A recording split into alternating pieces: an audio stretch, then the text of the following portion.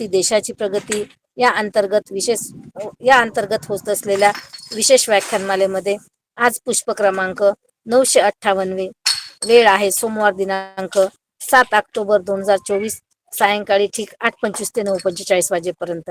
आजचे प्रमुख वक्ते आहेत आदरणीय अरविंद लिंबा जगताप सर सेवानिवृत्त लेखापरीक्षक आहेत, रक्षा लेखा नियंत्रक कार्यालय गोळीबार मैदान पुणे 1. आणि आज सरांचा विषय आहे धम्मपद गाथा विश्लेषण भाग 11 चित्तवग्गो म्हणजे चित्तवर्ग आणि गाथा 39 ते 43. सरांचा अभ्यास एवढा छान आहे, एवढ्या याच्यातून सुद्धा सरांनी वेळात वेळ काढून तो जो काही विषय सरांना द्यायचा आहे त्याचा अभ्यास सखोल अभ्यास करून सोप्या आणि सरळ भाषेमध्ये सगळ्यांना समजेल उमजेल अशा शब्दांमध्ये ते सादरीकरण करतात.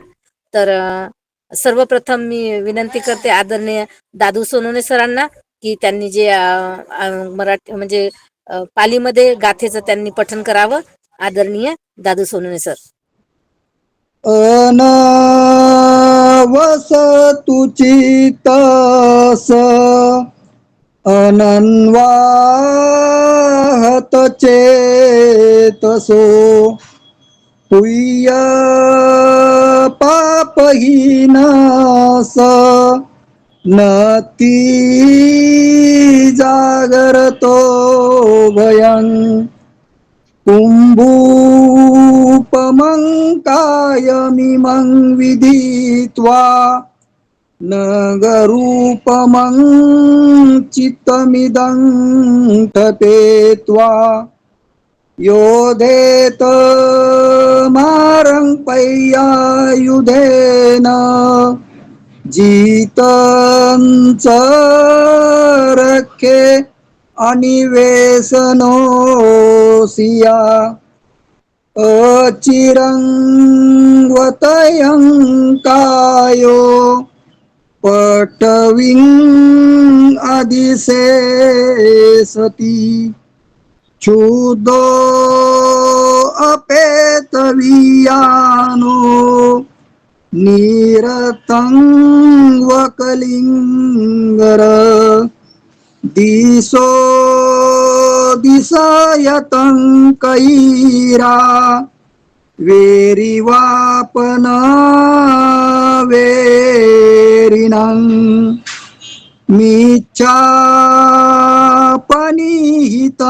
चितं पापियोनं ततो करे न तं माता पिता कैरा अय्येवापि च यातका सम्मापनिहितं चितं श्रेयसोनं ततो करो. अशा प्रकारे या गाथांचे वाचन येथे संपन्न झालेले आहे. तसेच या गाथांचे अर्थ विश्लेषण व स्पष्टीकरण करण्यासाठी आदरणीय अरविंदजी जगताप सर यांना विनंती करतो की आपण पुढील सूत्र हाती घ्यावे. आदरणीय अरविंद जगतापजी सर. खूप खूप धन्यवाद आदरणीय सरलाताई. आज गाथांचं जे विश्लेषण करणार आहोत आपण आज, त्या अगोदर मानवी कल्याणासाठी झगडणाऱ्या सर्व महामानव आणि महामाता यांना कोटी कोटी प्रणाम. त्याचप्रमाणे आज ऑनलाईन कार्यक्रमाला उपस्थित असलेले सर्व विचारवंत उपासक उपासिका या सर्वांचे मी सर्वांना सविनय जय भीम करतो. नमो बुद्धाय. आज आपण धम्मपद गाथा विश्लेषण भाग 11 चित्तवग्ग, फार महत्वाचं असं चित्तवग्ग, त्याच्या गाथा ज्या आहेत त्या 39 ते 43 आताच त्या गाथांचं पाली भाषेमध्ये अतिशय सुंदर असं गायन आदरणीय दादू सोनवणे सरांनी केलेलं आहे. त्या आणि या गाथा अतिशय महत्वाच्या अशा आहेत. तर त्या गाथेचं मी मराठीमध्ये आपणास प्रथमतः अनुवाद करून सांगतो. आणि मग आपण विश्लेषणाकडे वळूया आपण.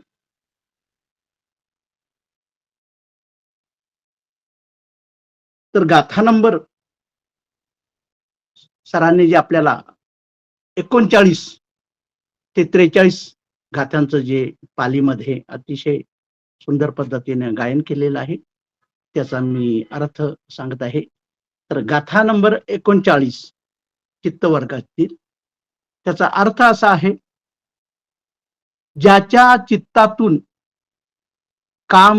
कामविकार श्रवत नाहीत, ज्याच्या चित्तावर आघात होत नाही आणि जे पाप आणि पुण्य यातून मुक्त झालेले आहेत, त्या जागृत असलेल्या माणसामध्ये भय उत्पन्न होत नाही, त्याला भय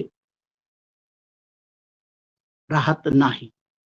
नंतर गाथा नंबर 40चा जो अर्थ आहे तो असा आहे, या कायेला म्हणजे शरीराला कुंभाप्रमाणे नश्वर जाणून चित्ताला सुरक्षित नगराप्रमाणे स्थापून माराशी प्रज्ञारूपी आयुधाने युद्ध करावे, जे माराकडून जिंकलेले आहे त्याचं रक्षण करावे आणि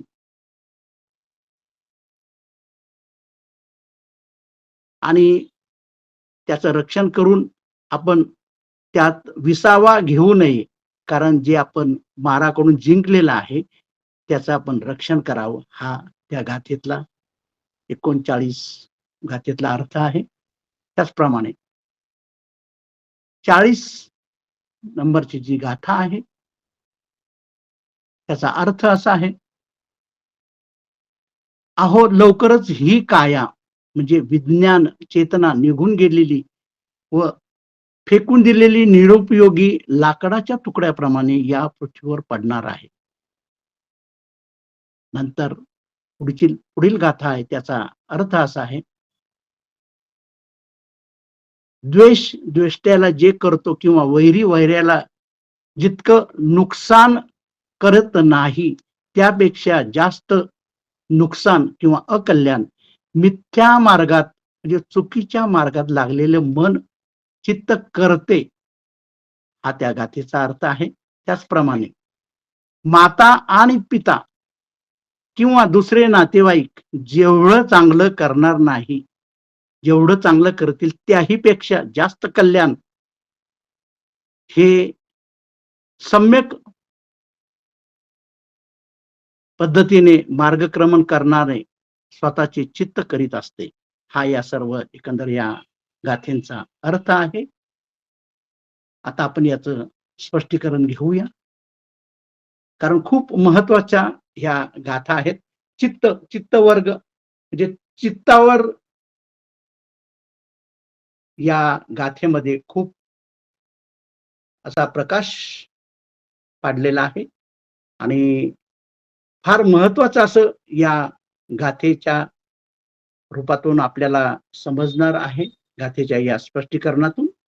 तर आपण सर्व उपासक उपासिका यांना मी विनंती करतो की आपण या प्रवचना दरम्यान कोणीही आपले स्वतःचे माईक चालू करू नयेत किंवा व्हिडिओ सुद्धा चालू करू नयेत. आपण लक्ष देऊन या गाथांचं विश्लेषण ऐकावं, कारण आपल्या जीवनामध्ये या गाथांचं स्पष्टीकरण आपल्याला समजल्यानंतर आपण आपल्या या चित्ताला अतिशय योग्य पद्धतीने त्यावर आपण मार्गक्रमण करणार आहोत आणि आपल्या आयुष्यात जे निर्वाण पदाला पोहोचण्याचं जे ध्येय असतं ते आपण पूर्णतः गाठू शकणार आहे. तर ह्या ज्या आता 5 गाथा आताच आपल्याला पाली भाषेमध्ये वाचन केलेलं आहे, त्याचं स्पष्टीकरणाला मी सुरुवात करत आहोत.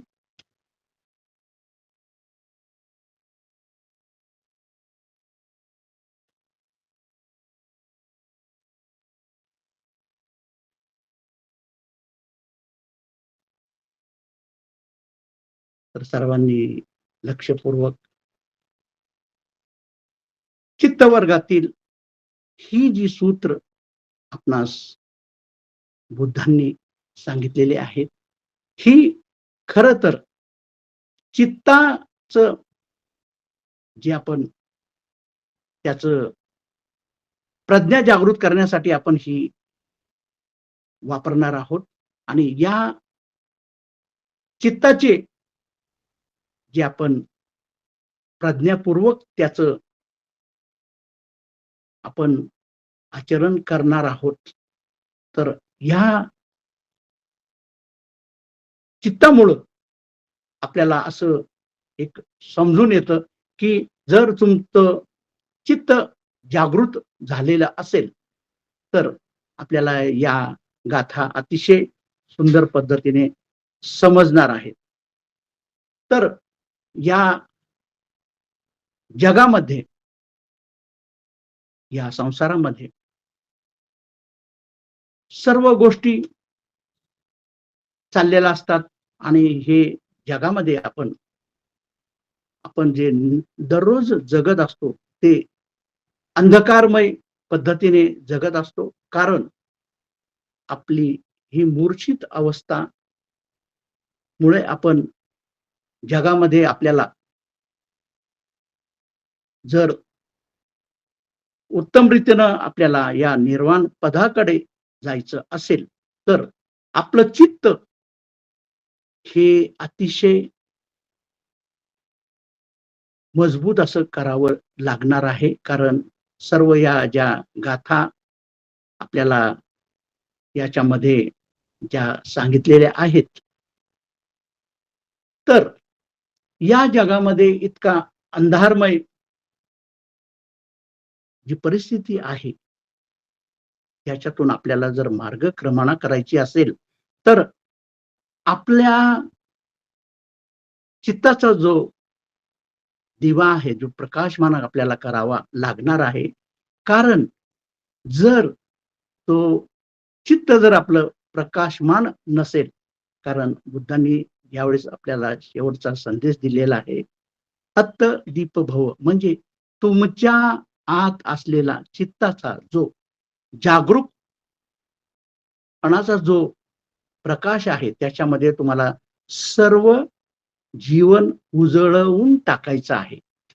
तर याच्यामध्ये जे आपल्याला सांगितलेलं आहे, की बुद्धांनी जे हे जी पहिली गाथा ही जे आपल्याला सांगितलेली आहे, की ज्याच्या मनात आसक्ती नाही आणि म्हणून त्यांच्या मनात द्वेष नाही आणि जो पाप पुण्य यापासून मुक्त आहे, त्याला भीती वाटत नाही. पहा, की आसक्ती जर असेल, प्रेम असेल, आसक्ती जर वाटत असेल, तर त्या आसक्तीमुळं काय होतं? आसक्तीमुळं मनामध्ये द्वेष निर्माण होतो. कारण कुठल्याही ह्याच्यामध्ये पहा, की आपण काय करत असतो, की एखाद्या गोष्टीची आपल्याला जर आसक्ती वाटली आणि त्या आसक्तीच्या माध्यमातून काय होतं, की आपल्याला द्वेष निर्माण होतो. कारण त्या जर आपल्या ज्या आपण स्वप्नवत पद्धतीनं आसक्ती करतो, मग ती आसक्ती वेगवेगळ्या प्रकारची असेल, पदाची असेल, प्रेमाची असेल. आणि आसक्ती केल्यामुळं काय होतं, की काही वेळेस मग द्वेष निर्माण होतो आणि द्वेष निर्माण झाल्यानंतर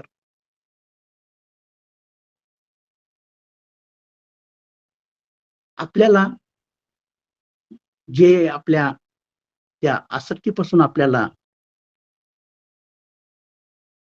वेगळं व्हायचं असेल, कारण काय होतं, की आसक्ती जर बाळगली, तर स्वभावतः ती आसक्ती पूर्ण आपली जर झाली नाही आणि त्याच्यात जर अडथळे निर्माण झाले, तर त्यामुळं आपल्याला द्वेष निर्माण होतो. म्हणून आणि म्हणून या गाथेमध्ये सांगितलेलं आहे की ज्याच्या मनात आसक्ती नाही, कारण आसक्ती, अपेक्षा असल्यामुळं माणूस त्यामध्ये गुंतून पडत असतो. कारण आपल्याला त्याच्यामुळं मनामध्ये द्वेष निर्माण होतो आणि जो पाप पुण्य यापासून मुक्त होतो त्याला या संसाराची किंवा या जीवनामध्ये भीती वाटत नाही. तसं आपण याला उदाहरण देऊन आपल्याला समजून घेता येईल की कसं, की माणूस काय करत असतो की आपण एखाद्या गोष्टीची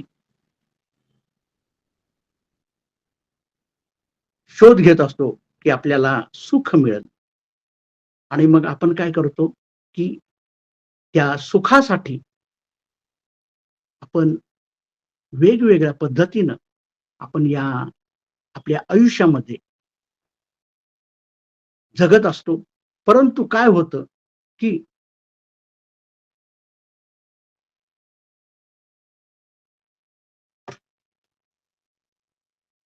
इथं एक गोष्ट खरं म्हणजे समजून घ्यायची आहे आपल्याला या गाथेच्या अनुसार, की आपण ज्यावेळेस या आयुष्यामध्ये जगत असतो, त्यामध्ये आपण बऱ्याच गोष्टींची आपल्याला ओढ निर्माण होते, आसक्ती निर्माण होते. म्हणून बुद्ध या संदर्भात म्हणतात की आपल्याला आसक्ती निर्माण होती म्हणजे आपल्याला काय होतं की आपल्याला ह्या गोष्टीपासून आनंद मिळाला पाहिजे.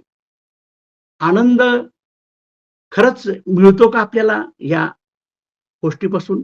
तर आपल्याला जी भावना असते की या गोष्टीमुळं की मी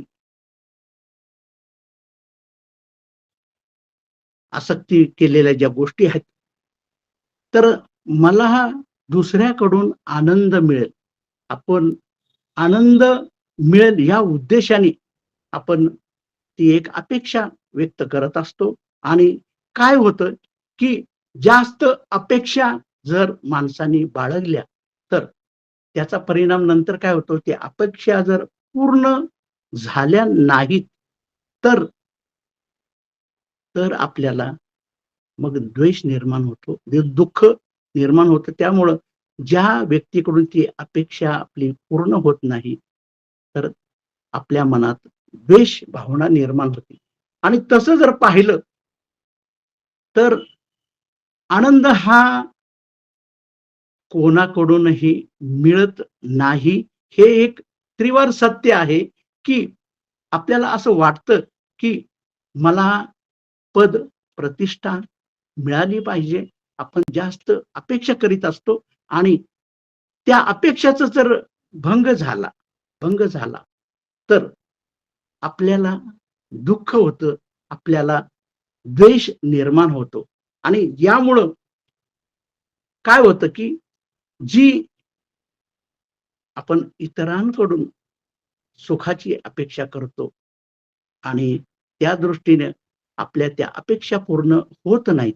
कारण जेवढी जास्त अपेक्षा, जेवढी दुसऱ्याकडून सुखाची अपेक्षा आपण जे करत असतो, त्यामुळं काय होतं, की ती जर पूर्ण झाली नाही, तर मग आपल्याला त्याबद्दल द्वेष निर्माण होतो.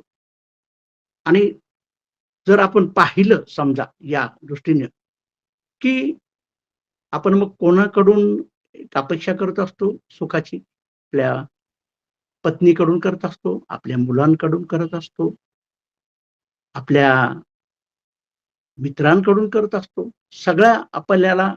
सर्वांकडून आपल्याला सुख मिळावं, त्याच्यामध्ये आपण रममाण होत असतो. परंतु कोणीही कोणाला सुख देऊ शकत नाही.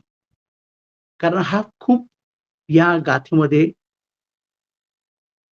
स्पष्ट करून सांगितलेलं आहे, की कुठल्याही गोष्टीची तुम्ही ज्या वेळेस आसक्ती बाळगाल किंवा त्यापासून तुम्हाला सुख मिळावं, असं जर तुम्ही ज्यावेळेस विचार करत राहाल, तर त्या अपेक्षा भंग होतो आणि मग अपेक्षा भंग झाल्यानंतर काय होतं, की ते दुःख आणि मग त्या दुःखमुळेच मग त्या व्यक्तीबद्दल किंवा द्वेष निर्माण होतो. म्हणून ह्या गाथेमध्ये असं सांगितलेलं आहे, की जो आसक्ती करल तर त्याच्यातून द्वेष निर्माण होणार आहे. त्यामुळं जो व्यक्ती आणि आसक्ती कशामुळे होते? परंतु ह्या कल्पनेमुळं होत असतं, की मला दुसऱ्याकडून सुख मिळत राहावं. त्यामुळं माणसाला ती अपेक्षा भंग होत असतो आणि म्हणून की यात सांगितलेलं आहे, की हे सर्व कशामुळे होत असतं, की मनाच्या भ्रमित अवस्थेमुळं किंवा मनाच्या निद्रिस्त अवस्थेमुळं हे घडत असतं. कारण निद्रिस्त अवस्था किंवा जी भ्रमित अवस्था असते, कारण जो जागृत होतो, तो जागृत पुरुष आहे, तर तो त्याला समजतं, की आपल्याला ह्या आसक्तीपासून जर द्वेषच निर्माण होणार असेल, जर आपण सुखाची अपेक्षाच जर केली नाही, तर आपल्याला दुःखही मिळणार नाही. हा एक साधा आणि विज्ञानवादी विचार आहे, की तुम्ही काय करावं लागेल? तर जागृत पुरुष काय करतो, की ज्याच्या मनात कामविकारासंबंधी जी भावना जागृत होते आणि ती पूर्ण होत नाही. तर ज्यावेळेस जागृत पुरुष असतो त्याला हे समजून येतं, की जागृत झाल्यानंतरच त्याला समजतं, की याच्यामध्ये जी आपण सुखाची कल्पना केलेली आहे, ती दुसरं कोणीही आपल्याला सुख देऊ शकत नाही. कारण जी अपेक्षा बाळगलेली असते, तर त्या सुखाच्या त्याच्यामध्ये तुम्हाला द्वेषच निर्माण होत असतो. असं या गाथेमध्ये सांगितलेलं आहे. तेव्हा आणि मग आसक्ती किंवा प्रेमाची मागणी केलं तर द्वेष निर्माण होईल आणि पाप पुण्याचा हा एक त्याच्यात नंतर एक जसं सुख आणि दुःख तसंच पाप आणि पुण्य ह्या दोन्हीपासून मुक्त झालेल्या माणसाला भय वाटत नाही.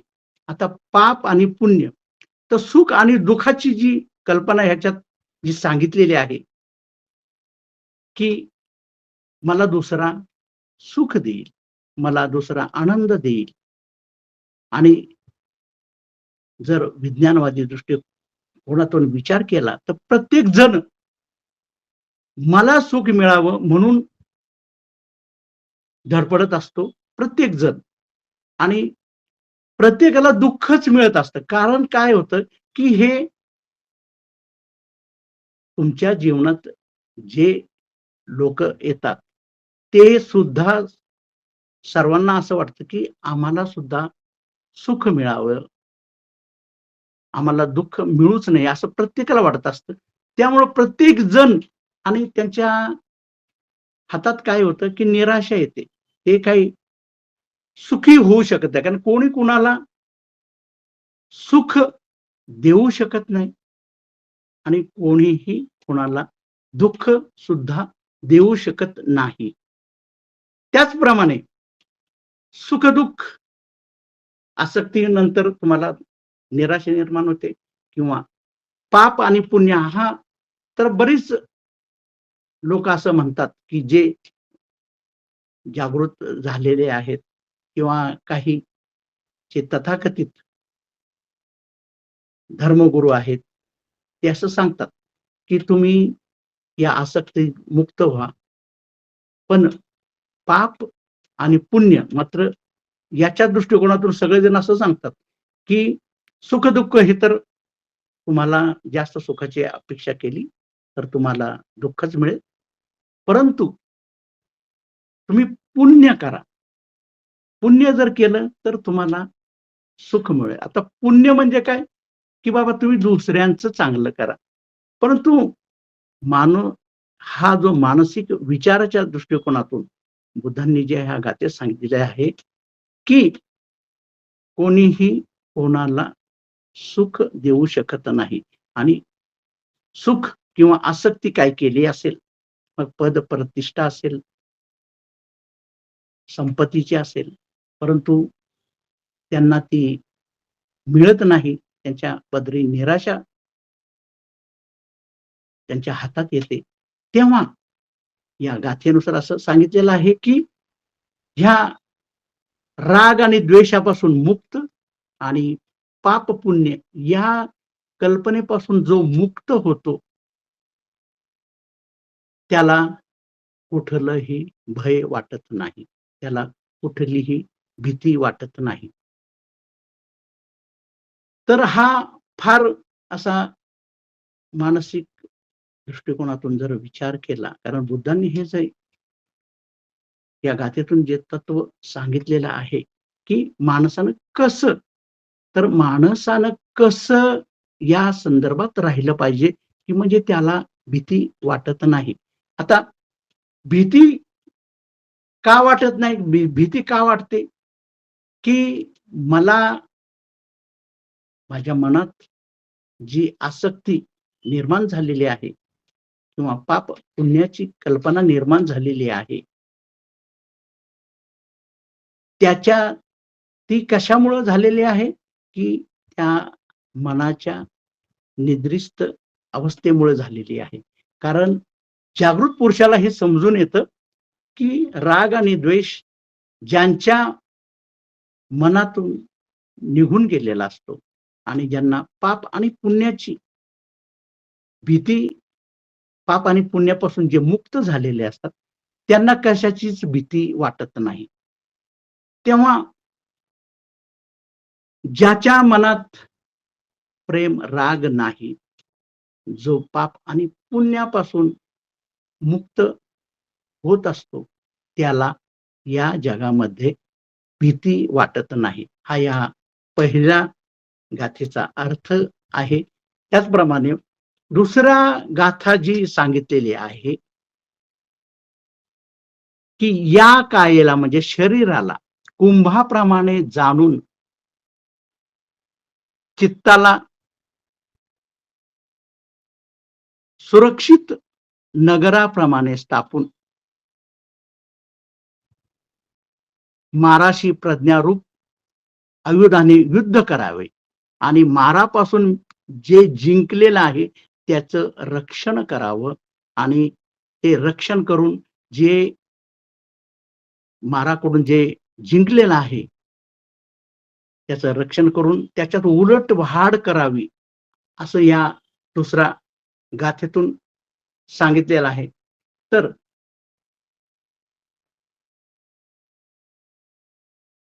तर ज्याच्या मनात आसक्ती नाही आणि म्हणून ज्याच्या मनात द्वेष नाही, जो पाप पुण्यापासून मुक्त आहे, त्याला कुठलीही भीती वाटत नाही. पाप आणि पुण्य, पाप आणि पुण्य हे सुख दुःखाप्रमाणेच बाहेरून संबंधित आहेत. हे जरा समजून घ्या. अधिक सूक्ष्म आहे हे, खरं म्हणजे जटिल सुद्धा आहे. सुख दुःख बाहेरून येत नसतात, ते फक्त आपल्या विचारात असतात.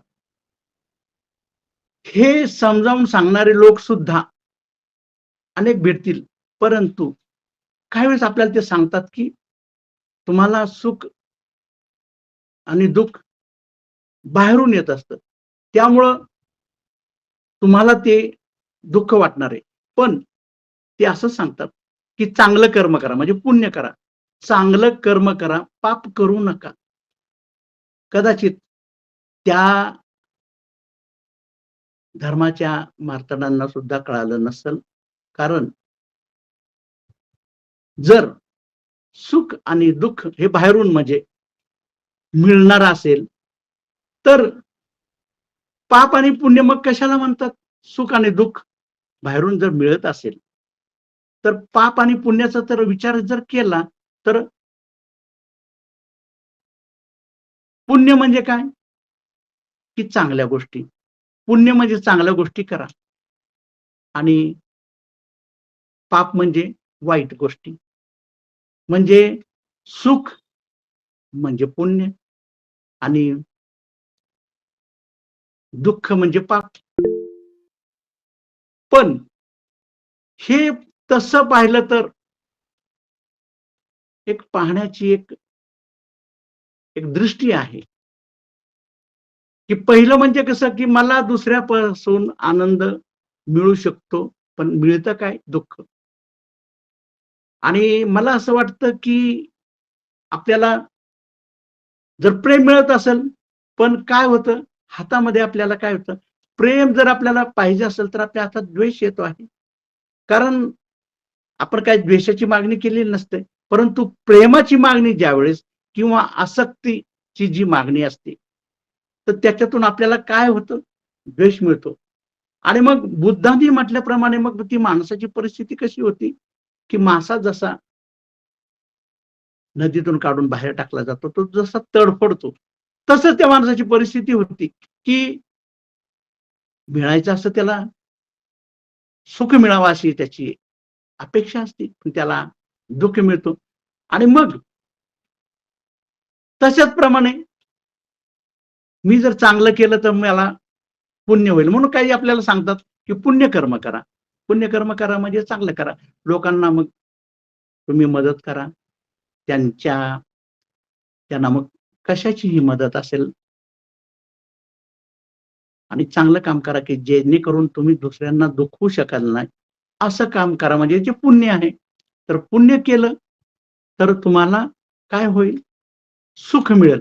म्हणजे आणि जर तुम्ही पाप केलं तर तुम्हाला दुःख मिळेल. म्हणजे ह्या दोन्हीही संकल्पना म्हणजे सुख-दुःख आणि पाप-पुण्य हे सगळ्या बाहेरशी संबंधित आहेत, की याचा तुम्हाला जीवन जगताना मला विचार करावा लागेल, की हे दोन्हीही एकच आहे. सुख-दुःख आणि पाप-पुण्य आणि हे सर्व अवलंबून आहे बाहेरच्या परिस्थितीवर. म्हणजे आपल्याला बाहेरून सुख मिळावं, तर बाहेरून आपल्याला दुःख मिळतं. म्हणजे जरी आपण पुण्य केलं, तरी काय होणार आहे? बाहेरून आपल्याला जसं सुख मिळत नाही, तसं पुण्य केल्यानंतर पण बाहेरूनच ते पण आपल्या बाहेरशी संबंधित आहे. दुसऱ्याशी संबंध आहे. यासाठी काय करायला लागणार आहे?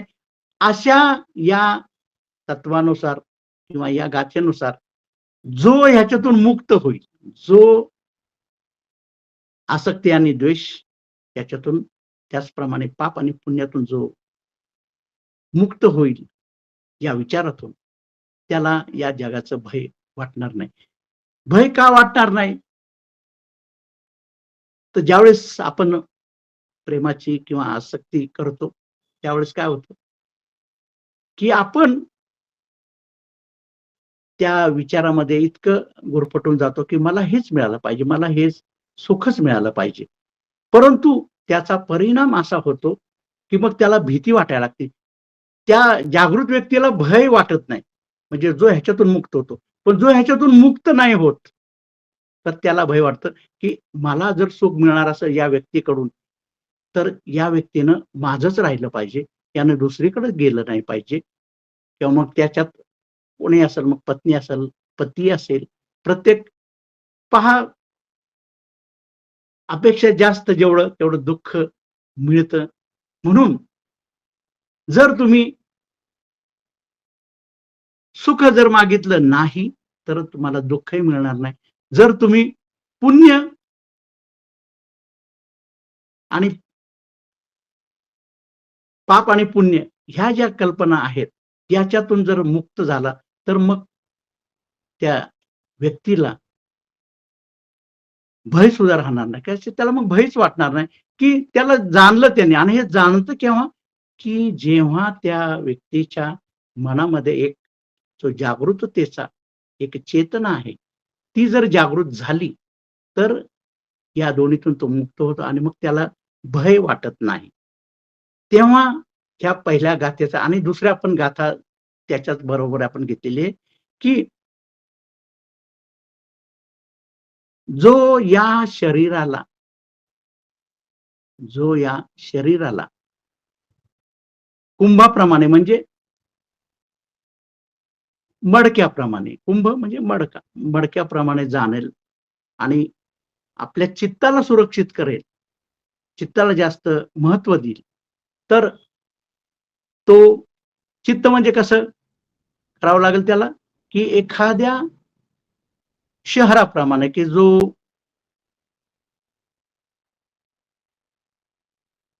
एका खडकावर म्हणजे जसा किल्ला जसा मजबूत असतो, तसं या कायेला म्हणजे या शरीराला तुम्ही मातीचं आहे असं समजून आणि त्याच्यात वसणाऱ्या चेतनारूपी त्या दिव्याला जर तुम्ही मजबूत कराल आणि त्या मजबूत करून हे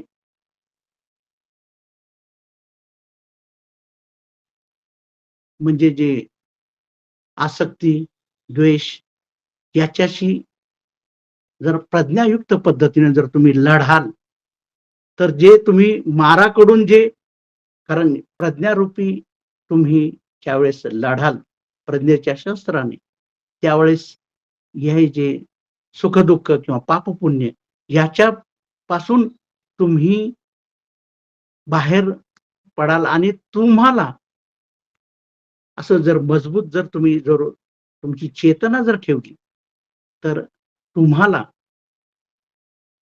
पुढील आयुष्यामध्ये हे जीवन जगण्यासाठी किंवा ह्या पाप-पुण्य किंवा सुख-दुःखापासून मुक्त होण्यासाठी जर काय करायला लागेल, तर तुम्हाला तुमचं चेतनारूपी जे मन आहे, जे चित्त आहे, ते तुम्हाला मजबूत करावं लागेल. तर ह्या ज्या 2 गाथा आहेत, तर ह्याचा खूप आपल्या मनावर परिणाम होत असतो, की आसक्ती, ज्याच्यात आसक्ती नाही तर मग द्वेष पण निर्माण होत नाही किंवा पापुण्यातून जो मुक्त होतो, त्याला या जीवनाची भीती वाटत नाही. कारण भीती कोणाला वाटते, की ज्याचं मन स्थिर नाही, ज्याचं मन, ज्याची चेतना स्थिर नाही. त्याला असं वाटत असतं, की आपलं हे कोणीतरी हिरावून घेईल. आपलं हे सुख जे आपल्याला मिळणार असतं, ते कोणीतरी हिरावून घेईल. म्हणून त्याला भीती वाटत असते. तेव्हा त्यानं जागृत अवस्थेत खरं म्हणजे या मनाला, हे जे मन थरथरतं, कारण त्या थरथरणाऱ्या मनाला भीती वाटत असते. त्यासाठी तो व्यक्ती लढू शकत नाही. म्हणून या याच्यामध्ये, या गाथेमध्ये सांगितलेलं आहे, की या कायेला तुम्ही कुंभाप्रमाणे जाणा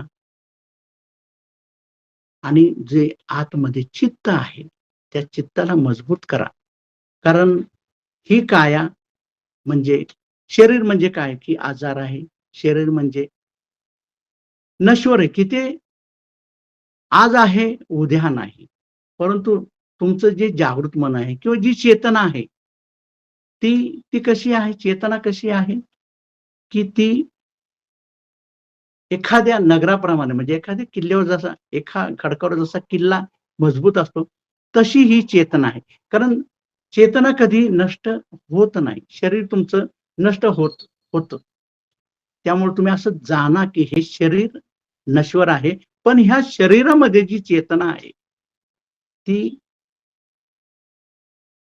ती तर एकदम स्थायी आहे. ती म्हणून म्हणतात, की भगवान बुद्ध म्हणतात, की हे सनातन सत्य आहे, की मानवाचं शरीर, त्यामुळे मानवाच्या शरीराला शरीराप्रमाणेच तुम्ही जाणा. कारण ते आज आहे, उद्या नसणार आहे. परंतु त्या शरीरात ही जी चेतना वास करत आहे, त्या चेतनेला तुम्ही जागृत करा आणि त्या जागृत केलेल्या चेतनेच्या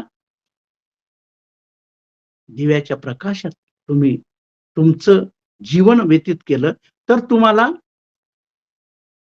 जे काही दुःख वाटतं किंवा जी काही भीती वाटते जीवनामध्ये, त्याच्यातून तुम्ही मुक्त व्हाल. पण काही वेळेस कसं होतं, की आपण भीत असतो. बऱ्याच वेळा असं वाटतं, की याच्यात एक उदाहरण पण असं प्रत्येक दिलं जातं, की प्रत्येकाला असं वाटतं, की भीती वाटत असते. काहींना उगीचच भीती वाटत असते, की माझं कसं होणार? माझ्याकडे एवढं आहे, मी एवढं कमवलेलं आहे. मग हे जर कोणी हिरावून घेईल, तर त्याची ती भीती वाटत असते त्या व्यक्तीला किंवा त्या जे निद्रिस्त म्हणजे ज्यांना हे माहिती नाही, तर ते घाबरत असतात. परंतु शरीर हे आज नाही तर उद्या जाणारच आहे. कारण शरीर हे नश्वर आहे.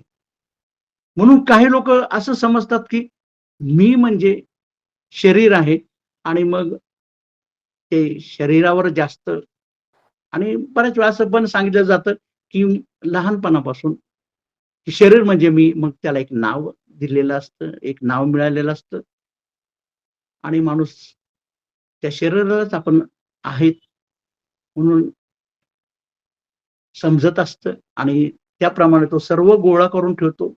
पण हे शरीर नश्वर आहे. हे पहा, की जर चेतना गेली, तर शरीर हे पडूनच राहणार आहे. म्हणजे इतकं त्याच्यात आहे, की त्या शरीरावर इतकं तुम्ही आयुष्यभर तुम्ही त्याला जपलेलं असतं. त्याच्या सुख-दुःखाचं एक कल्पना करत असता, की मला हे म्हणून ते सुख मिळावं म्हणून तुम्ही सर्व गोळा करून ठेवलेलं असतं. आपण सर्वजण तसं करतोच. परंतु आपण जे काही या संपत्ती जमा करून ठेवतो, सुख मिळेल म्हणून प्रेम जमा करून ठेवतो आणि असं वाटतं, की ते नष्ट होऊ नये. परंतु एक दिवस असा येतो, की आपलं शरीर अचेतन होऊन पडतं. त्याच्यातून चेतना निघून जाते.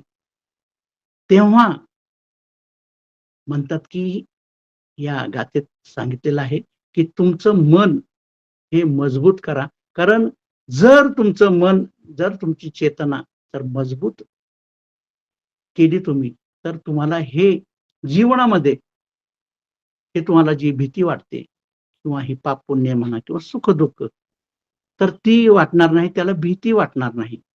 म्हणून चित्त, मन हे मजबूत करा, ह्या दुसरे गाथेतून आपल्याला सांगितलेलं आहे. त्याच्यानंतर तिसरी गाथा जी आहे, म्हणजे त्याच्या पुढची गाथा, अहो लवकरच ही काया म्हणजे विज्ञान चेतना निघून गेलेली, फेकून दिलेली व निरुपयोगी लाकडाच्या तुकड्याप्रमाणे पृथ्वीवर पडणार आहे. पुन्हा त्याच चित्त आणि शरीर म्हणजे मन आणि शरीर याचाच संदर्भ या गाथेत सुद्धा दिलेला आहे. म्हणजे 39, 40, 41 गाथा नंबर. तर ज्यावेळेस हे तुम्ही पहिल्या गाथेतच सांगितलेलं, की शरीर हे नश्वर आहे आणि नंतर पुढच्या गाथेत त्यांनी सांगितले, की जर चेतना निघून गेलेली असेल, तर हे एखाद्या लाकडासारखं या पृथ्वीवर पडून राहणार आहे. मग त्याच्या अगोदरच तुम्हाला काय करावं लागणार आहे, की आपण जे मानलेलं आहे, की मी म्हणजे शरीर आणि त्या भोवतीच आपण आपलं सर्व आयुष्य त्याच्यात घालवत असतो. परंतु आणि त्या शरीरालाच आपण सर्व समजत असतो. परंतु त्या शरीराचे नंतर काय हाल होतात, की चेतना आहे तर शरीर आहे. त्या शरीरात जेव्हा जोपर्यंत चेतना आहे तोपर्यंतच. पण आम्ही मानलेलं असतं, की शरीर म्हणजे मी आहे. शरीर म्हणजे मी आहे. परंतु तसं नाही. जो आणि हे कशामुळं होतं, की अज्ञानामुळं म्हणा किंवा त्याचं मन निद्रिस्त असतं. त्याच्यामुळं हे सर्व मानलं जातं. म्हणून बुद्धांनी हे सांगितलेलं आहे, की या गाथेत, की तुमचं शरीर आज ना उद्या नष्ट होणार आहे.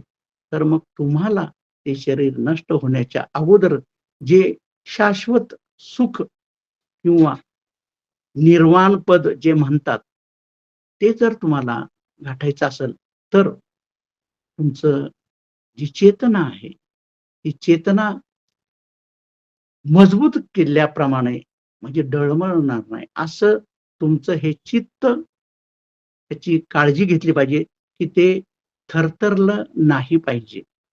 तुमचं चित्त थरथरलं, तर तुमचं पूर्ण जीवन थरथरल्यासारखे वाटेल. जसं एखादा तळ्यामध्ये लाटा उसळत आहेत समजा आणि पौर्णिमेचा चंद्र आहे.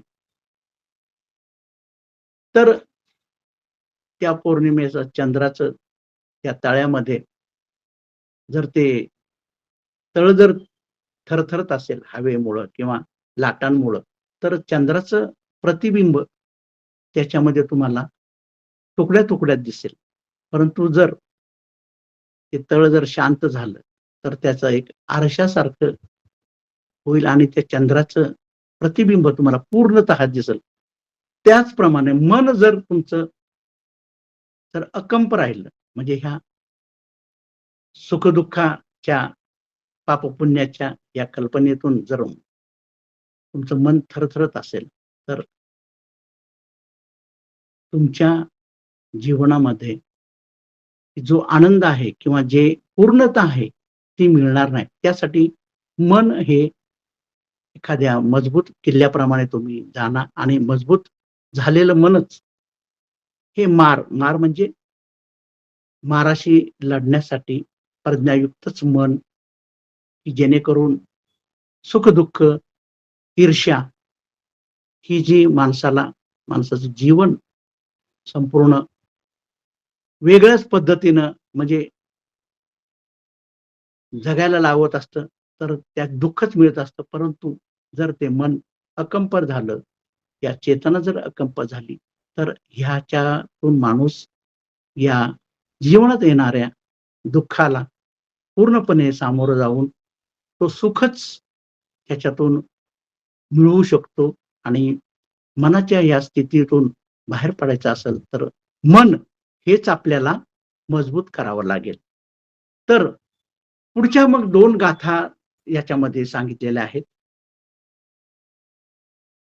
किंवा हे मन किंवा हे आसक्ती जर ठेवली, तर म्हणतात ना, की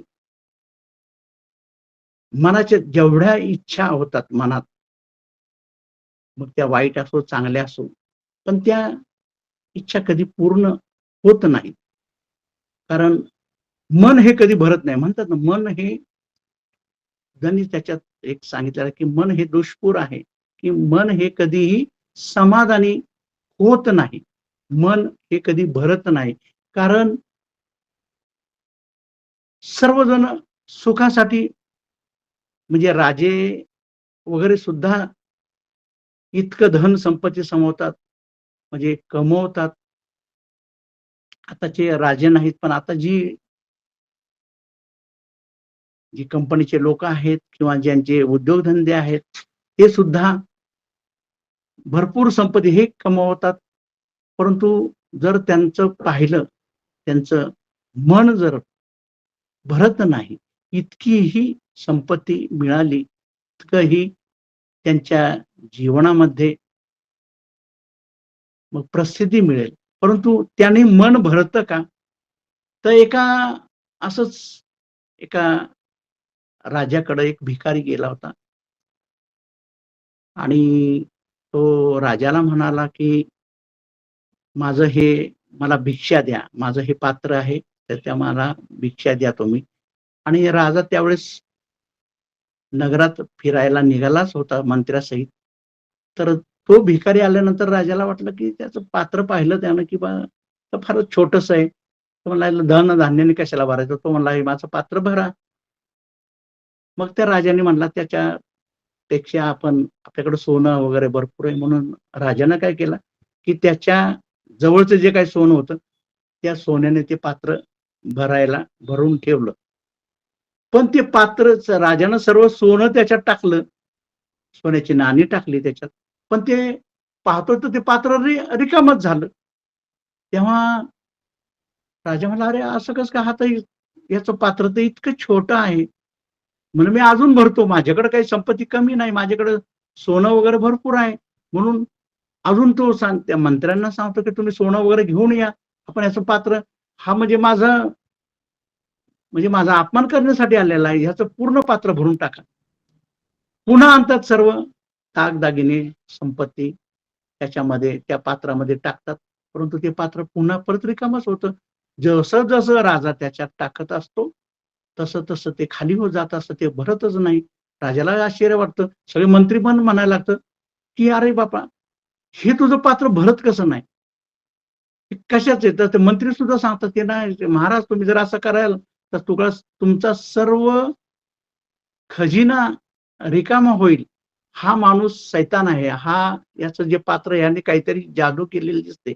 परंतु तो माणूस म्हणतो नाही महाराज, म्हणला मी भिकारी आहे आणि मी माणूसच आहे, परंतु हे पात्र नाही का हृदयाच्या पासून बनवलेलं आहे, मनापासून बनवलेलं आहे. आणि मन जसं भरत नाही, कितीही जरी मिळालं तशी मन भरत नाही, तसं त्यामुळं हे पात्र भरत नाही. तेव्हा राजालाही ते लक्षात येतं.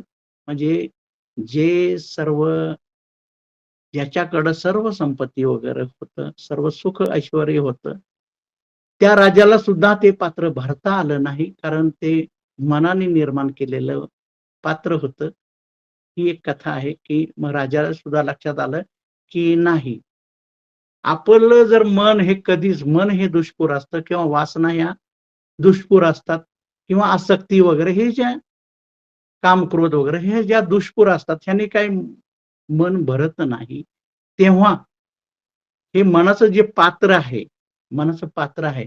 कारण आयुष्यभर कितीही तरी तुम्हाला मिळालं तरी तुमचं मन भरत नाही. कारण मन हे म्हणतात ना, वासना जी दुष्पूर असते, तेव्हा तो राजा सुद्धा मग म्हटला की नाही, म्हटलं माझं सुद्धा असंच झालेलं आहे की माझ्याकडे पण एवढी संपत्ती आहे, तरीही माझं अजून मन भरले नाही. त्यापेक्षा आपण असं करू, हे पात्र जे आहे मनाचं, की जे कधीही भरणार नाही, तेच आपण टाकून देऊ. आणि मग त्याच्यानंतर त्या कथेत असं सांगितलेलं आहे की राजा सुद्धा म्हणतो की आता हे पात्रच नको, की जे भरणार नाही कधी, ते पात्रच टाकून द्या.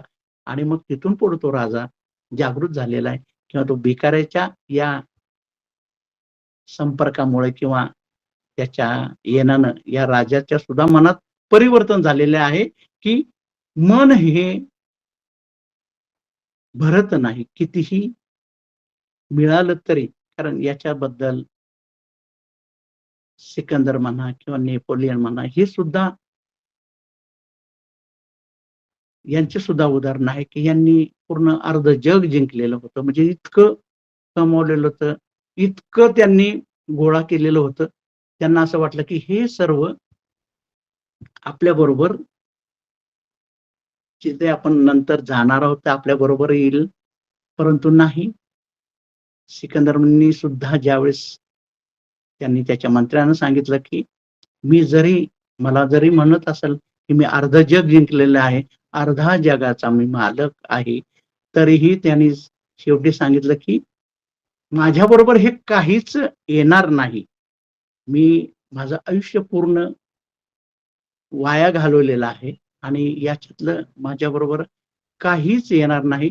तेव्हा सिकंदराने सुद्धा त्याच्या मंत्र्यांना सांगितलं, की ज्यावेळेस मी मरेल त्यावेळेस माझे हात खाली असं त्या ह्याला बांधा, म्हणजे ज्यावेळेस प्रेतयात्रा काढाल आणि मग लोकांना कळू द्या की मी इतका जरी मोठा सम्राट होतो, परंतु मी जाताना खाली हातानं जात आहे.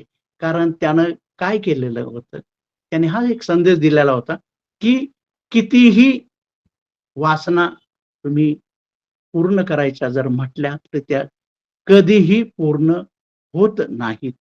म्हणून जाताना त्याने ते असं केलं की हात खाली होते. तसंच माणसाचं सुद्धा त्याच्या मनामध्ये राग द्वेष आहे किंवा ज्याच्या आसक्ती आहे, तर ती आसक्ती किंवा ती कधीही पूर्ण होत नाही. तो माणूस खालीच्या खालीच राहतो. म्हणजे शरीरासाठी शरीर हे खालीच पडून जातं तुमच्या बरोबर, काहीही जात नाही. म्हणजे मग मग असं लक्षात येतं की खरं जीवन हे काहीतरी वेगळंच आहे.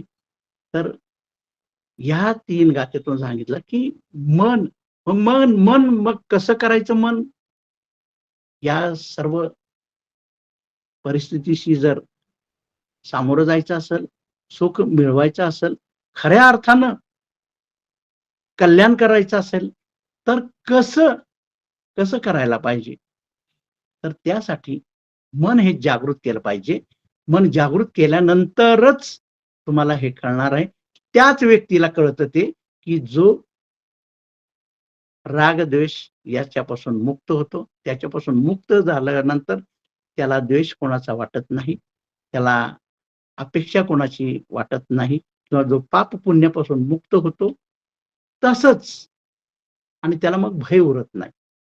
नाहीतर हे सर्वजण माझं लुटलं जाईल, माझं कोणीतरी घेईल, त्यामुळं माणूस घाबरत असतो. परंतु ज्यावेळेस या गाथेच्या नुसार जर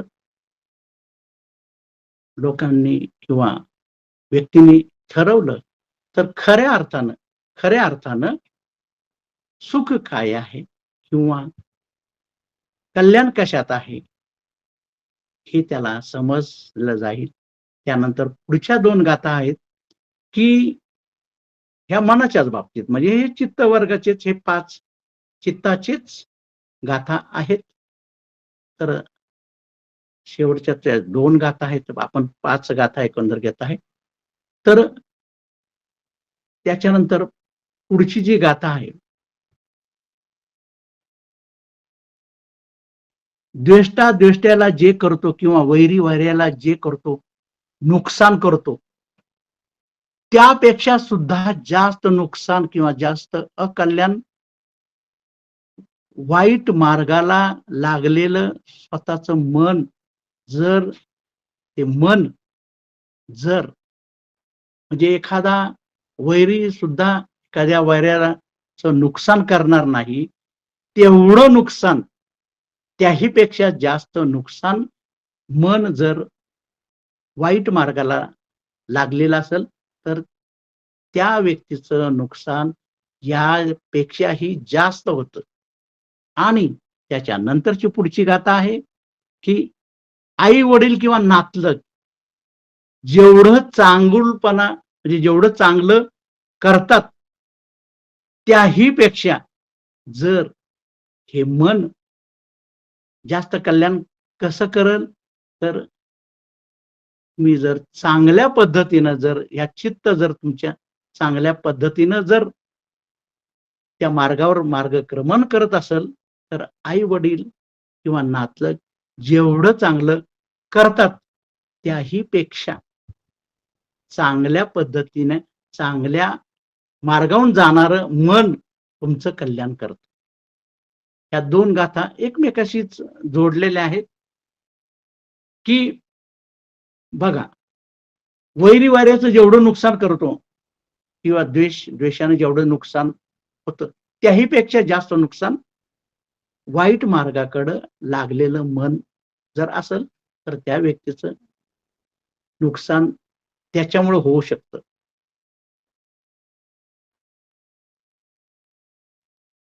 तर ह्या 2 गाथा आहेत, की पहा मग त्यासाठी मग वाईट मार्गावर तुमचं वाईट किंवा कोणीच करू शकत नाही. म्हणजे एखादा वैरी सुद्धा तुमचं वाईट करणार नाही, कारण तो वाईट करूच शकत नाही. त्याहीपेक्षा तुम्ही जर वाईट मार्गावर जर जाल, तर तुमचं चित्त जर वाईट मार्गावर जाईल किंवा वेगळ्या मार्गावर जाईल, तर तुमचं नुकसान जास्त होईल. कोणीही इतर नुकसान करणारा एवढं नुकसान नाही करणार.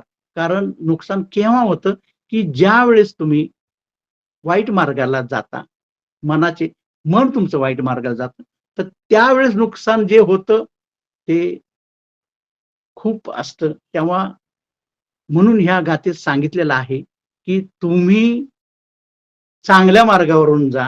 चांगल्या मार्गावरून जर गेला, तर तुमचे आई-वडील, नातलग जेवढे तुमचं चांगलं करतात, त्याहीपेक्षा चांगल्या मार्गावर जर तुमचं मन असेल, तर तुमचं कल्याण त्यांच्याही पेक्षा जास्त होतं. म्हणून चित्तावर सर्व चित्ताचं म्हणजेच जागृत मन, जागृत मनावर आहे. म्हणून ते त्यांनी सांगितलेलं आहे, की मन असं स्थिर करा, की जे एका खडकावर म्हणजे जे अकंप राहील. त्यासाठी मन हे असं तुम्ही त्याला मनाला असं लावा आणि हे मन अकंप कशाने होतं? कशाने होतं? तर ध्यान ध्यानानं हे मन अकंप होत असतं. तर ध्यानाचं सुद्धा कसं आहे, की ज्यावेळेस तुम्ही ध्यान कराल, ध्यान म्हणजे तुम्ही शरीर नाहात, तुम्ही एक चेतना आहात. हे ज्यावेळेस तुम्हाला समजून येईल, त्यावेळेस तुम्ही ते ध्यानाच्या म्हणजे एक चांगल्या मार्गावर जर तुमचं मन जाईल, तर तर तुमचं कल्याण हे आई-वडील पण जेवढं करणार नाहीत, तेवढं कल्याण होईल. म्हणून मन हे मनाचं जर अकंप अवस्था करायची असेल, तर तुम्हाला ध्यानच करावं लागेल. आणि ध्यान सुद्धा मग त्यांनी त्याच्यात सांगितलेलं आहे, की ध्यान करत चाला आणि त्याच्यानुसार तुम्हाला त्या ध्यानातून तुमची वैचारिक स्थिती जी तुम्हाला मिळत जाईल, वैचारिक स्थिती सुधारत जाईल.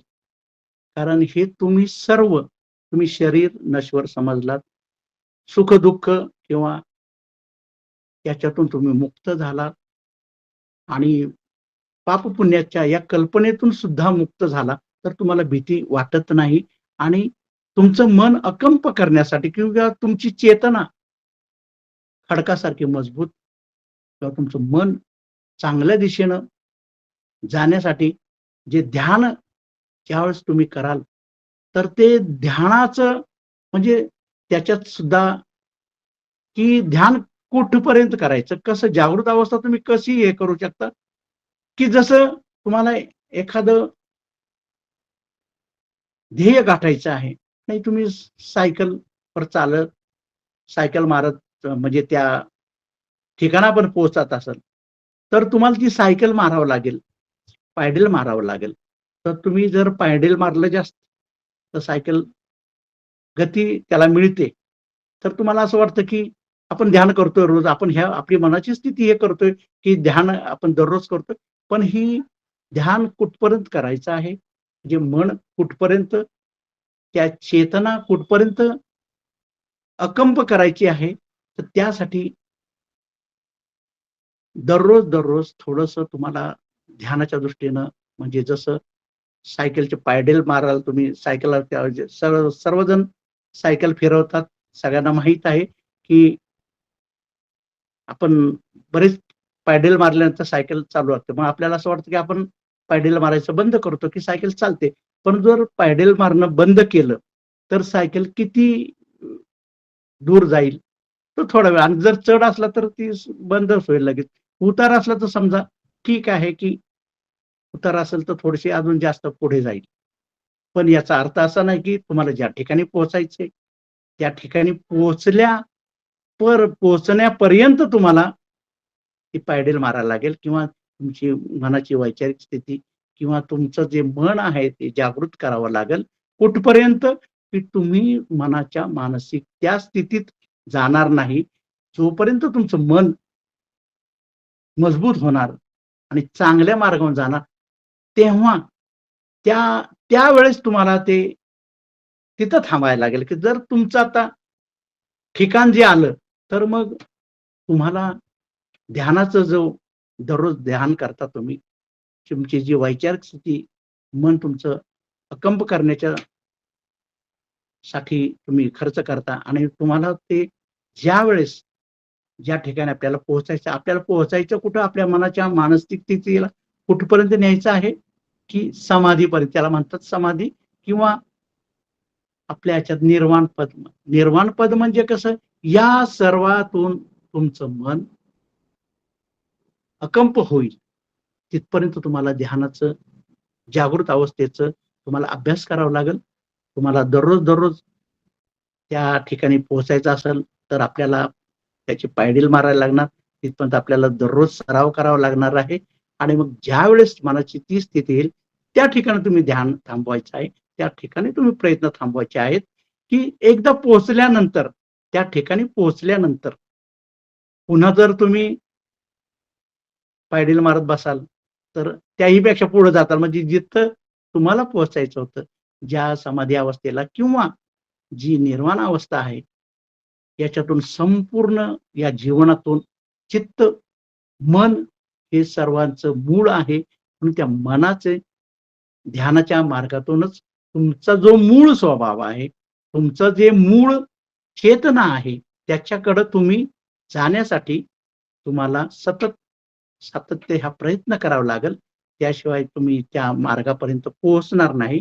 आणि तेव्हा हे ज्यावेळेस तुमची मनाची वैचारिक स्थिती होईल, तेव्हाच तुम्हाला थांबायचं आहे. कारण ती ज्यावेळेस तुम्ही हे प्रयत्न कराल, आपण सगळेजण प्रयत्न करू त्या अवस्थेला पोहोचण्याचं, त्या पोहोचल्यानंतर आपल्याला प्रयत्न करण्याची काही गरज नाही.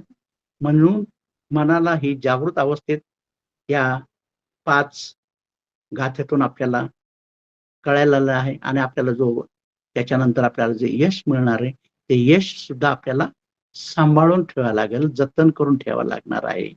कारण हे सर्व मनाच्या या जागृत अवस्थेतून आपण मारासंबंधी किंवा पाप पुण्याच्या संबंधी किंवा या सर्व आसक्तीच्या संबंधी आपण लढून आपण त्या मूळ पदाला पोहोचणार आहे, की जे आपलं शुद्ध स्वरूपात आपलं जे चैतन्य, आपली जी शक्ती आहे, हे आपण चैतन्य हे फार महत्वाचं आहे.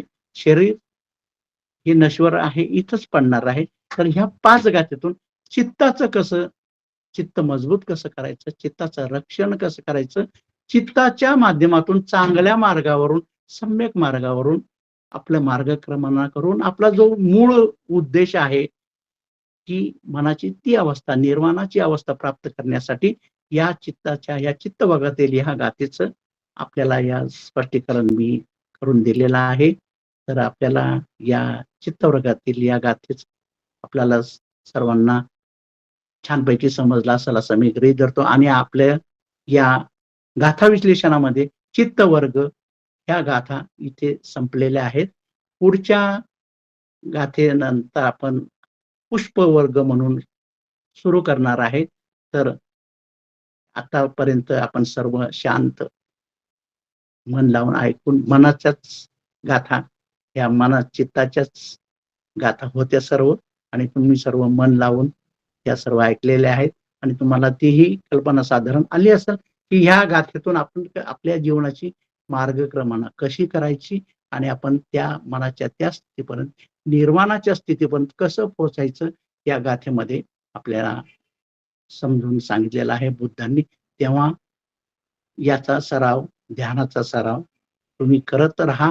आणि त्या पद्धतीनं अजूनही या संदर्भात सुद्धा बुद्धांनी या सांगितलं, ह्या ज्या संपूर्ण ज्या गाथा आहेत धम्मपदातील, तर बुद्ध सुद्धा एकदा एक ठिकाणी म्हणलेले आहेत त्यावेळेस, की माझ्या फक्त 4 गाथा, जरीही तुम्ही 4 गाथा जरी त्याचं आचरण केलं, त्या गाथानुसार आचरण केलं, तरीही फक्त 4 गाथा तशा पाहिलं तर 423 गाथा या धम्मपदामध्ये आहेत. पण फक्त 4 गाथा आपण हे जे दर आठवड्याला आपण हे गाथांचं विश्लेषण करतो, याच्या श्रवणातून सुद्धा मनाची स्थिती माणूस जागृत होऊन निर्वाण पदाला पोहोचू शकतो. फक्त 4 गाथा याचं फक्त आचरण महत्वाचं आहे. हा सगळं बोधाचा प्रकार आहे. माणसाला बोधरूपी ज्यावेळेस तो जागृत होईल माणूस, त्याच वेळेस त्या निर्वाण पदाला पोहोचणार आहे. फक्त 4 गाथा आपण ऐकता श्रवण करता या 4 गाथा जरी मनात उतरल्या तरी तुमची आपल्या सर्वांची मार्गक्रमणा निर्वाणाच्या दिशेने होऊ शकेल आणि इथंच सुख आपल्याला मिळेल आणि निर्वाण पद ह्याच आयुष्यात आपल्याला प्राप्त करून घ्यायचं आहे. तेव्हा सर्वांना मी खूप आपण या गाथेंचं विश्लेषण ऐकलं त्याबद्दल सर्वांना मी जय भीम नमो बुद्धाय करतो आणि इथंच थांबतो. सर्वांचं मंगल हो. जय भीम नमो बुद्धाय. तर आता खरं तर 10 वाजलेले आहेत. जास्त वेळ न घेता आपण आजच्या पुढच्या कार्यक्रमाला वळूयात. आज ज्यांच्याकडे आभाराचं काम आहे, अशा ज्यांच्याकडे आज आभार आहेत अशा सर्वांच्या परिचित आपल्या आदरणीय विमलताई बाबूराव गायकवाड, UDC सेवानिवृत्त, भारतीय मौसम विज्ञान पुणे 5, संघटक युग प्रवर्तक संघ नवी सांगवी पुणे. ताईंना विनंती आहे, ताईंनी पुढील सूत्र हाती घ्यावेत. आदरणीय विमलताई. आदर्शांना त्रिवार वंदन. उपस्थित मान्यवरांना जय भारत, जय संविधान. आज सोमवार दिनांक 7 ऑक्टोबर 2024 आणि आजचे पुष्प क्रमांक आहे 998. संविधान जागृती देशाची प्रगती या अंतर्गत ऑनलाईन विशेष व्याख्यानमाला या कार्यक्रमाचे आजचे प्रमुख वक्ते आदरणीय अरविंद लिंबा जगताप, सेवानिवृत्त लेखापरीक्षक, रक्षा लेखा नियंत्रक, कार्यालय, गोळीबार मैदान, पुणे. आणि आजचा सरांचा विषय आहे धम्मपद गाथा विश्लेषण भाग 11, चित्तवर्ग म्हणजे चित्तवर्ग, गाथा क्रमांक 39 ते 43. सरांचं आजचं जे व्याख्यान झालं ते अतिशय सुंदर झालं आणि त्यांनी अत्यंत प्रभावी व अभ्यासू असं त्यांचं व्यक्तिमत्व आहे आणि त्यांनी अभ्यासपूर्ण असं व्याख्यान केलेलं आहे. आपल्याला अतिशय मौल्यवान असं मार्गदर्शन करून त्यांनी पाली भाषेत असलेले धम्मपद हा भारतातच नव्हे तर अखिल विश्वात एक अद्वितीय असा सुभाषित ग्रंथ आहे आणि त्या ग्रंथाचं त्यांनी मराठीत रूपांतर करून आपल्याला अतिसुंदर अशा साध्या सोप्या भाषेत म्हणजे आपल्याला विश्लेषण करून दिलं. त्याबद्दल मी सरांचे मनापासून आभार व्यक्त करते. तसेच आजच्या कार्यक्रमामध्ये जे गाथांचं वाचन केलेलं आहे, म्हणजे पाली भाषेतून गाथांचं जे वाचन करणारे आदरणीय सर्वांचे परिचयाचे असणारे आपले दादू सोनवणे सर, त्यांनी अतिशय गोड आवाजात आणि खूप छान असे गाथांचं गायन केलेलं आहे. त्याबद्दल मी त्यांचे मनापासून खूप आभारी आहे. आजच्या प्रवचनाला जे अभिप्राय देणारे आजचे विचारवंत आहेत तर ते अतिशय अभ्यासू अशा आपल्याला आजचं प्रवचन अभिप्राय त्यांनी दिलेला आहे. ते आदरणीय अशोक गायकवाड सर, सुमन शिंदेताई, आदरणीय ज्ञानोबा कांबळे गुरुजी. तर सगळ्यांचं त्यांनी अभ्यासाचं मी मनापासून खूप आभार व्यक्त करते. सर्वांचेच अभिप्राय अति सुंदर आणि प्रेरणादायी झाले, त्याबद्दल धन्यवाद, खूप आभारी आहे. आणि आजच्या सूत्रसंचालन करणाऱ्या आपल्या सर्वांच्या परिचयाच्या अशा सरलाताई दामोदर उपरवट, द्वारकामाई महिला व बाल कल्याण मागासवर्गीय विकास संस्था, त्रिवेणी नगर, पुणे.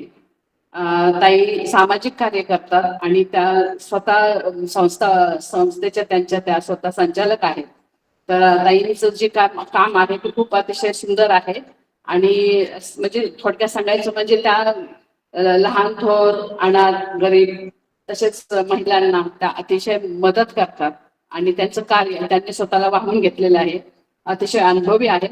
तर मी त्यांच्या मनापासून आज सूत्रसंचालन केलेलं आहे तर ते खूप सुंदर आणि छान केलेलं आहे. त्याबद्दल मी त्यांचे मनापासून आभार व्यक्त करते.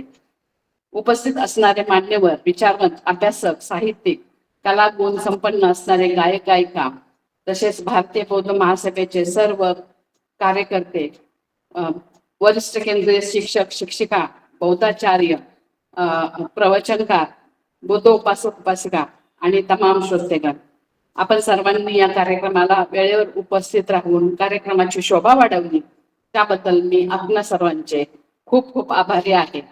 तसेच आपल्या कार्यक्रमाची युट्यूबवर जी काय आपला जो कार्यक्रम आहे त्याची जे काय कार्यक्रम आहे ते युट्यूबवर प्रसारित करतात त्या आदरणीय स्वातीताई मुकेश गायकवाड आणि त्यांचे सर्व कुटुंबीय, त्यांचे सर्वांचे मी मनापासून खूप आभारी आहे. कार्यक्रमाची लिंक नियोजित लिंक न चुकता जे आपल्याला तयार करून ग्रुपवर टाकतात ते आदरणीय सुभाष सोनवणे सर, DYSP सेवानिवृत्त, तर त्यांचेही मी मनापासून खूप आभारी आहे. तसेच माधुरीताई कोटांगळे या सुद्धा आपल्या चालू क्रमाचे लाईव्ह लिंक जे उपस्थित आहेत त्यांच्याबद्दल जी स्क्रीनशॉट काढून लिंक टाकतात, ग्रुपवर टाकतात, त्यांचे मनापासून मी खूप खूप आभारी आहे. आपल्या कार्यक्रमाचे तांत्रिक नियोजन आणि उद्याच्या कार्यक्रमाची रूपरेषा, तसेच कार्यक्रमाची सुरुवात करून देणारे, तसेच स्वागत करणारे असे आपले आदरणीय मुकेश मानी गायकवाड सर, सामाजिक कार्यकर्ते, बौद्धाचार्य, तर मी सरांच्याही मनापासून खूप खूप आभार व्यक्त करते. आणि आपले आयोजक आहेत बहुजन हिताय बहुजन सुखाय ग्रुप शिक्रापूर, संविधान विश्लेषण समिती महाराष्ट्र, द्वारकामाई महिला व बाल कल्याण मागासवर्गीय विकास संस्था पुणे, त्रिवेणी नगर पुणे, तर सर्व आयोजकांचे नियोजकांचे मी मनापासून खूप खूप आभार व्यक्त करून मी इथेच थांबते. सर्वांना जय भारत, जय संविधान. आणि या पुढील कार्यक्रम मी आदरणीय सरलाताईंच्याकडे सुपूर्द करते. आदरणीय सरलाताई. धन्यवाद ताई, खूप खूप धन्यवाद. सर्वांचे आभार मानणाऱ्या, सर्वांचे धन्यवाद मानणाऱ्या आदरणीय विमलताईंचे आभार. आपल्या सर्वांच्या तर्फे, आपल्या समितीतर्फे आणि माझ्यातर्फे ताई तुमचे खूप खूप धन्यवाद, खूप खूप आभार. खूप छान धन्यवाद. केलेले आहेत.